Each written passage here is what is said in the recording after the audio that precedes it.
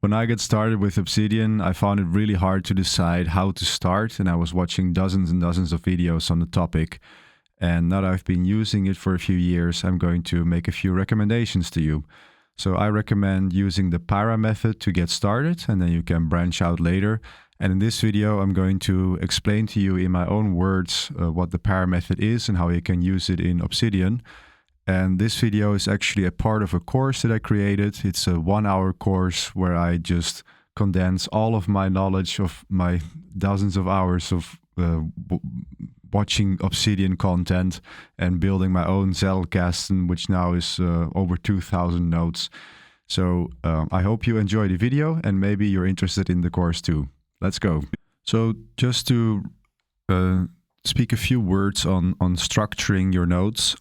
This is a rabbit hole that I have spent, I hate to admit, but I've spent dozens and dozens of hours in sort of figuring it out. And I've gone through many evolutions in my system where I go from using no folders or directories at all, going back to putting everything in directories. And well, I'm not going to go too deep into that. I'm going to make a more advanced course later. But basically, there's two ways of handling it. Either you can put your nodes in just one big pile and then you use links to bring structure into your nodes. I'm going to show you that in a minute. Or you can also use a directory structure. And I think most people are used to thinking of nodes and files in directory structures. So I think that's a good way to start.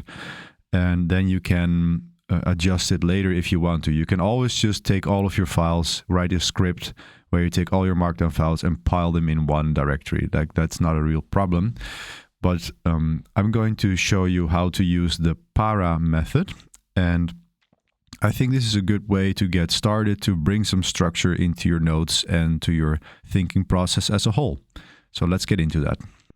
So para, what is it? Well, I'm going to press Command N and create a new node, and I'll just do para. And we see that the node just came into the sidebar here. And para is a system that was popularized by, or conceived by Tiago Forte. And it basically means that it is a way to structure your nodes, but also your life and thought process in general. So the first P, the first letter in the acronym, is projects. Next is areas. And if you're not familiar with Markdown, if I'm doing the hashtag, this is how you make headlines. Next is resources. And finally, we have areas. So I'm just going to go through these and write a couple of bullet points here. So the projects is a short-term collection of tasks and nodes.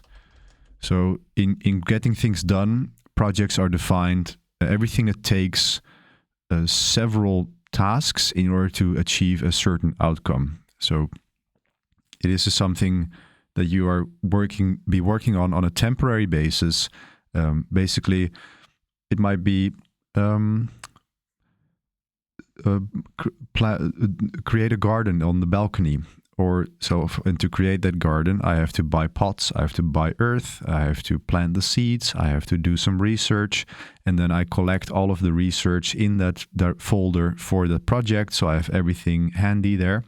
So another example would be, I want to write a program. I want to write a Go program that serves an API that says the current weather. Well, then I'll have to research how to do web servers in Go. I have to find a source for my weather information, and etc. Right? You can get all these tasks and collect the information in that folder, and then you have it neatly together. So that is collecting information in the folder. So that is the projects. Next is areas. So this is something that you are responsible for over a longer period of time. something you're responsible for over a longer period of time. And this means, like, say you have your own house, right? Well, then you are responsible for the maintenance. You have to paint the house. You have to make sure that your roof doesn't leak. This is something that you continuously need to review, and something that is ongoing. It's not going to stop anytime soon. So ongoing engagement or responsibility. Example, house.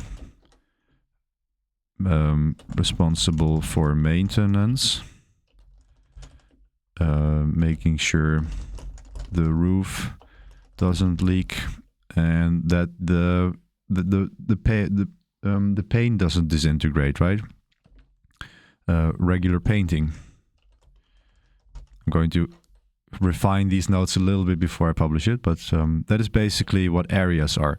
So in my life, areas are my tech blog. That's something that it's not a project. It started as a project, but it is something that has continued to be something that I am responsible for.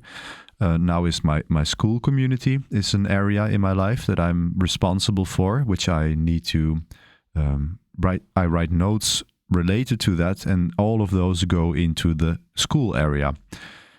One other area is my career or my volunteer work. So these are things that, or family, these are things that basically a very big responsibility in your life. Next, we have resources. So resources are collections of information which you expect to be useful in the future. So many of us have many different hobbies, and some you might like to sort of collect notes based on your hobby, and maybe you are doing some work on that hobby maybe for 2 months, and then you write a bunch of notes, and then you move on to a different hobby for a while, and then you write the notes in that resource, and you store the notes as a resource there. So these are basically just only for reference. So things you reference things you expect to come back to, or which you want to store for later, basically. So some of the resources I have are Go, Golang, Linux, also urban gardening, holiday trips in Norway. Like I might be browsing the internet, and then I get a nice tip of a hiking route in Norway. Well, then I put that in my Norway holiday resource, because I know it will be there, it's stored there. But then when one day I'm planning a vacation to Norway, I will just go through the resource there and see all the stuff that I stored there. So that is the idea of a resource. And finally, I'm sorry, I wrote areas there. Finally is the archive, actually, the archive. So sometimes, like say you have a project, you have done a project, you have collected a bunch of notes there. They are not necessarily resources, they are not necessarily needed later, but you also don't want to just permanently delete them. Then they go to the archive. Maybe you have an area, maybe you are doing volunteer work for a certain organization for a long time, and then at some point you think, well, I don't have time for this anymore, or I'm moving on to a different organization. Well, those notes might not be very useful to you at that point anymore, but you also don't want to throw them away. Then you just put them in the archive. The notes which are not useful currently or in the near future, but which you don't want to throw away either. So the reason you have the archive is because you will most likely be navigating your vault mostly through search. And it might be that someday you are searching for something, and then there is something in the archive that you have completely forgotten about, and then suddenly it is resurfaced. Suddenly you come to a node that you think you would never use again, but then somehow your life changed and it is useful to you again. So there is a point in keeping an archive as well. But there's also a way to exclude the archive from your searches if you're sure that you don't want to see them. So that is a quick introduction to the para method. It is, again, by Tiago Forte. The internet is full of articles on it, and I'll post one down below as well. And you can look into that further if you want to, but that is basically the shortest summary that I could give of it. So that was my summary of the para method. I hope you enjoyed it. And a real trap when you get into Obsidian and note-taking is that you start watching videos about it, but you're not doing any productive work really. And I've fallen into that trap, and I don't want you to fall into that trap yourself. So I've created this 1-hour course where I just condense everything down. And when you go through it, you will have a fully functional Obsidian Vault that is backed up to Git, and where you will be able to get productive very, very quickly. And this is part of my school community. So here you can also ask questions or connect with others who will like to geek out on note-taking systems and Kubernetes and DevOps. And I have weekly Q&A sessions and other social calls and so forth. And currently I'm running a promo that the first 100 members will become free as soon as we reach 500 members. So it's a great chance to step in, and I hope to see you in the school community. Have a great day.